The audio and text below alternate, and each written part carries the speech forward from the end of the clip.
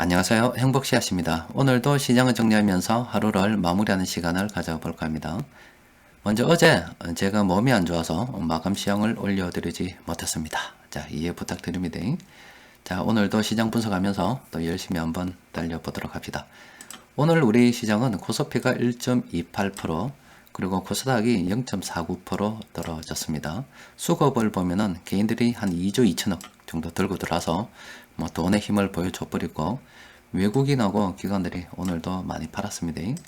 우리 시장뿐만이 아니라 최근 들어서 해외 시장도 좋지 않습니다. 오늘 아시아 쪽 시장도 좋지 않았습니다. 거의 2%대 하락을 했고, 그리고 유럽 주요국 증시도 현재 그렇게 좋지 않습니다.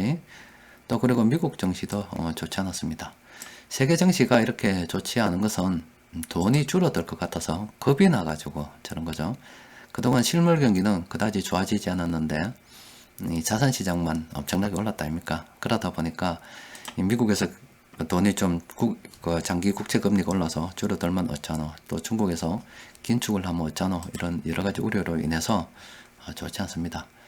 자, 지금 좀 더 살펴보면은 달러도 지금 자꾸 해외로 유출되고 있습니다.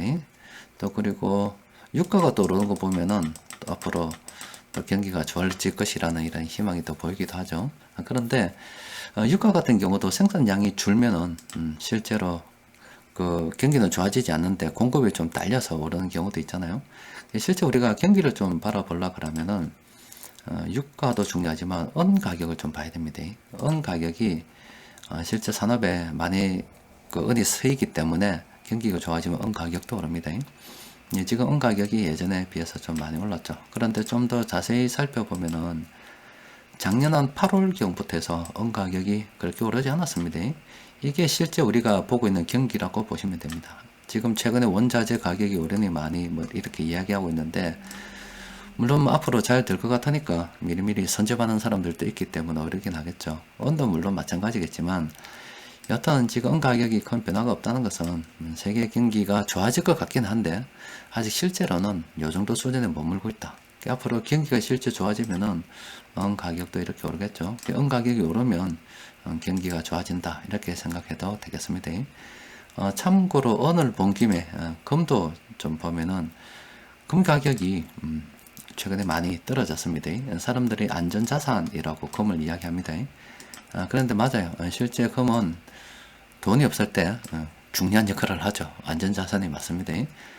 그런데 금 가격은 또 약간 다릅니다. 이 금 가격을, 국제 금 가격을 미국에서 좀 조절을 하는 경우도 있고, 또 이래 금을 갖다가 사람들이 사모을 때 열심히 이래 사모다가 또 경기가 안 좋아지고 돈이 딸리면 또 금을 내다 팔아서 현금화 시키기 때문에 실제 금 가격은 이렇게 보통 오릅니다. 이 주식 시장이 좋아지면 금 가격도 올라요.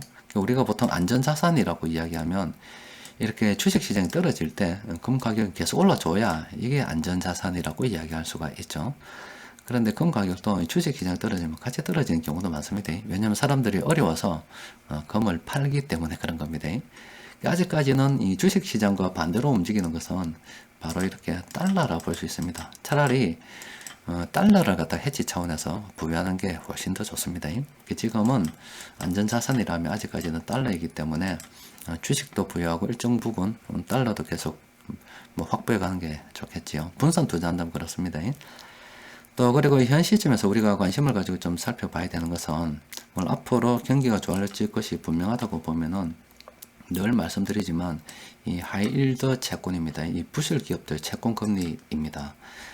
실제 코로나 바이러스로 창굴로 인해서 많은 기업들이 망할 것으로 예상이 되자 이 부실 기업들 채권 금리가 많이 치솟았다 아닙니까?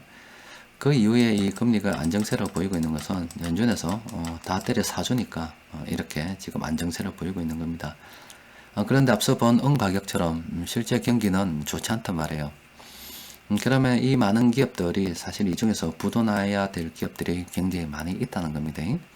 앞으로 경기가 유동성 장세가 끝나고 본격적으로 실적 장세 가기 그 중간에 사람들이 이제 본격적으로 움직이기 시작하는 그 중간에 이 부실 기업들이 정리될 가능성이 있습니다. 따라서 우리는 이런 위험성을 항상 생각해 두고 있어야 된다, 이 말입니다.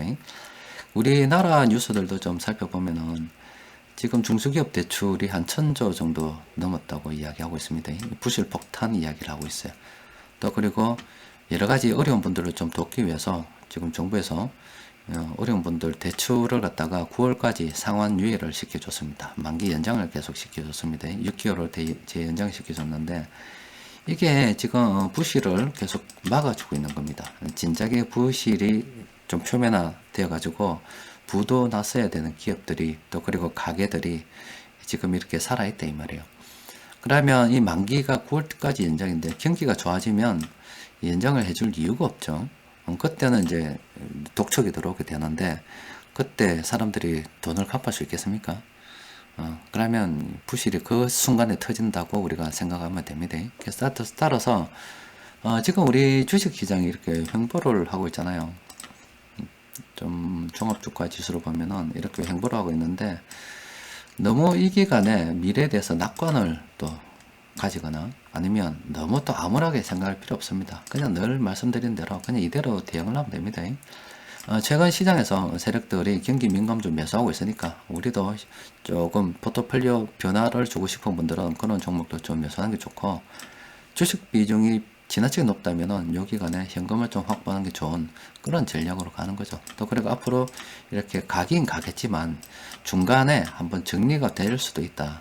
그게 부실 기업들 정리가 될 수도 있다. 그래서 정부에서 대출 만기 연장하는 게 어느 정도인지 또 그리고 앞서 보여드렸던 하이힐드 채권 이런 것도 좀 봐야 되고 또 실제 경기가 좋아지는가 이런 것을 볼 때 유가도 봐야 되지만 응 가격도 봐야 되고 또 원자재 가격들도 동시에 같이 봐줘야 됩니다.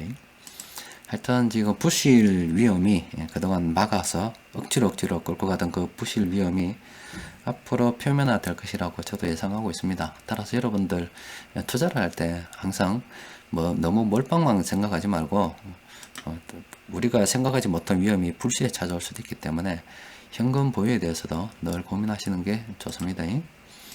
오늘 시장 수급을 좀 살펴보면 세력들이 엄청나게 많이 팔았어요. 자, 그런데 그 가운데 또 세력들이 힌트를 주는 게 있네. 어떤 힌트를 줬냐면 이 외국인 투자자들이 오늘 9,300억 팔았습니다. 그런데 요거 뭐냐, 요거 보면은 금융업, 철강, 금속, 음식료, 정권, 은행, 보험, 종이목재. 뭐 종이목재는 좀 뺀다 하더라도 오늘 외국인들이 요거 사고 있다고 이 힌트를 준 거야. 이게 뭐냐?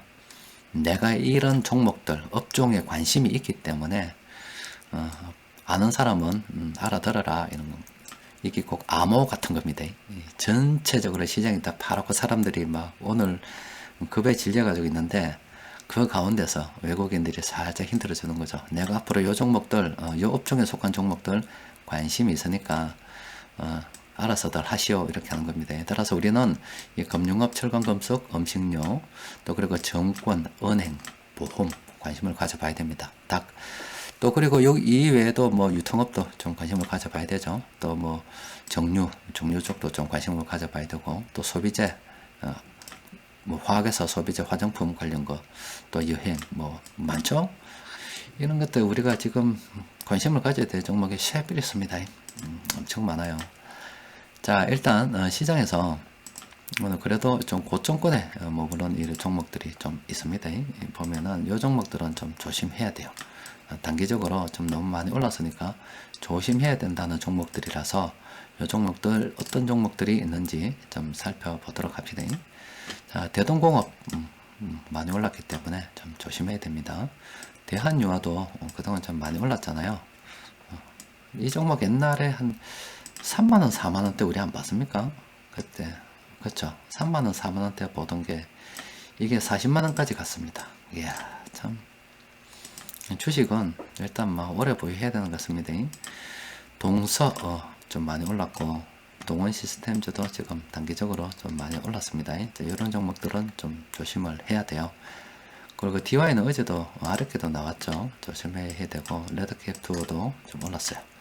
선데이 토이즈도 좀 선진도 지금 며칠 계속 나오고 있습니다. 단기적으로 좀 많이 오른 종목들이기 때문에 조심해야 됩니다. 안랩 많이 올랐어요. IMAX 코리아는 별로 오르지 않았는데 저런 표시가 나네. 일단 이런 종목들은 좀 더 조심해야 됩니다. 자, 그리고 좀 더 살펴보면은 유니더도 많이 올라왔어요. 사람들이 공포에 질려있을 때 이럴 때 사야 됩니다.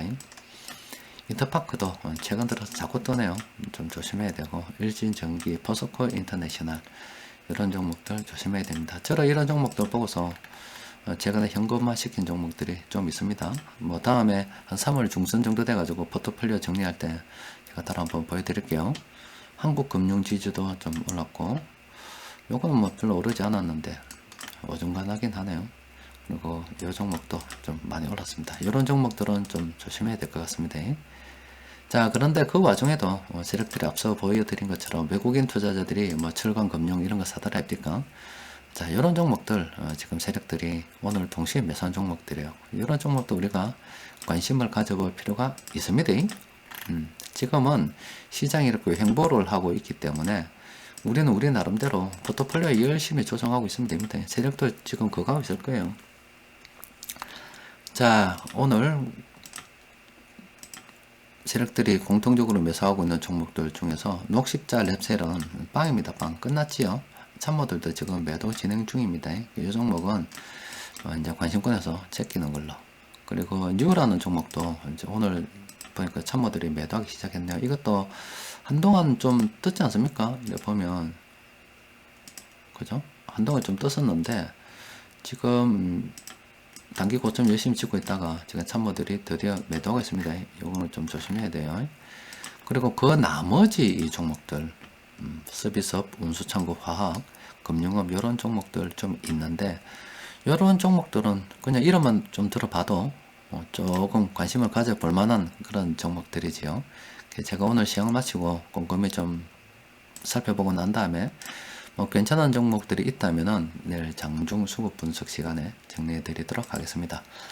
여튼 뭐 오늘 위험 요소를 하나 점검을 해 드렸습니다. 지금 코로나 바이러스로 인해서 열심히 주사 맞고 링크를 맞아서 살아나고 있는 기업들이 있어요. 그런데 이런 기업들이 언제든지 부실화 될 수가 있기 때문에 여러분들께서도 투자를 진행함에 있어서 너무 몰빵하지 말고 또 시장이 이렇게 좀 괜찮을 때 현금도 좀 챙기가고 포트폴리오도 점검해 가면서 멀리 바라보시기 바랍니다. 그리고 너무 마음을 조급하게 먹지 마시기 바랍니다. 천천히 가도 돼요. 오늘 오전 시황에서 말씀드린 것처럼 저희 애들 투자금이 그렇게 크지 않잖아요. 투자금이 작을 때는 시간으로 승부하면 됩니다. 젊은 사람들은 시간으로 승부하면 돼요. 나이가 있는 사람들은 뭐 좀 돈으로 승부를 해야 되겠지만 어쨌든 투자라고 하는 것은 돈 더하기 시간입니다. 너무 조급하게 일을 쓰려고 하니까 그게 물리적으로 안 되는데 억지 부리니까 그렇지.